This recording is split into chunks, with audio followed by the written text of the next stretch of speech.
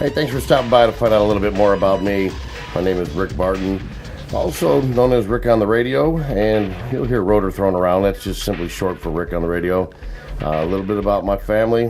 My father was a child protective services worker for about 40 plus years, and I've got two brothers, Billy and Scotty, and a sister named Kim.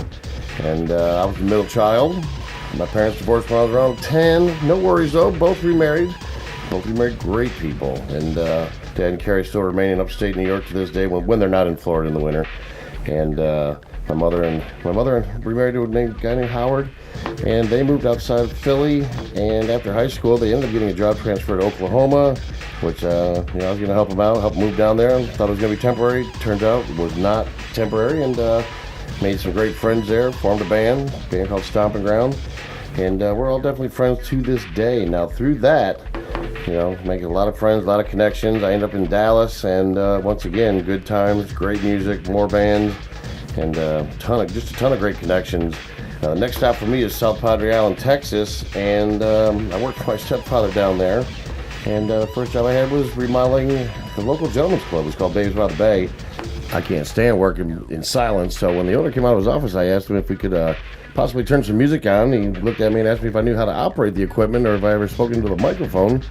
I kind of laughed. Of course, I've done a lot of DJing, so next thing I know, I'm hired on. I'm the new DJ. I don't know if you know the kind of clientele to go in there, but basically senators, mayors, a lot of fascinating people, including radio program directors. And this particular program director, Rick Mack, I used to hound him. I wanted to become a radio DJ pretty bad, and I just kept on him until eventually he let me take a shot at it. And that was spring break around 2000. Now, spring break in South Padre Island, the remotes go like this. It's a lot of great people, a lot of famous people. Remotes are video stars, WWE, Monday Nitro, The Real World, Girls Gone Wild, and live shows such as Ziggy and Marley and the Wailers, all the way to Seether. And now, a couple years later, I ended up meeting my mentor there. He's a program director named Logan Hawks, another great guy, J.W. Wilson, still over on South Padre Island to this day. And they taught me to be a professional and really up my game. And eventually I was promoted to music director there, and that all came to a screeching halt when they flipped format, which is pretty common in radio.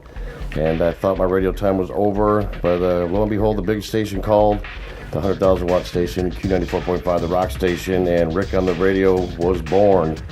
And, after that ran its course, a lot of good times there, but it ran its course, and I ended up going on hiatus, and I ended up in Montana and the Dakotas, and it got way too cold up there for me. I just couldn't stand it. And that brought me to Florida. All right, now one of the first people I met here was my good friend here, Mr. G-Dub, the shot doctor, if you will. I'll tell you what, Torin Poor was born. This is us now.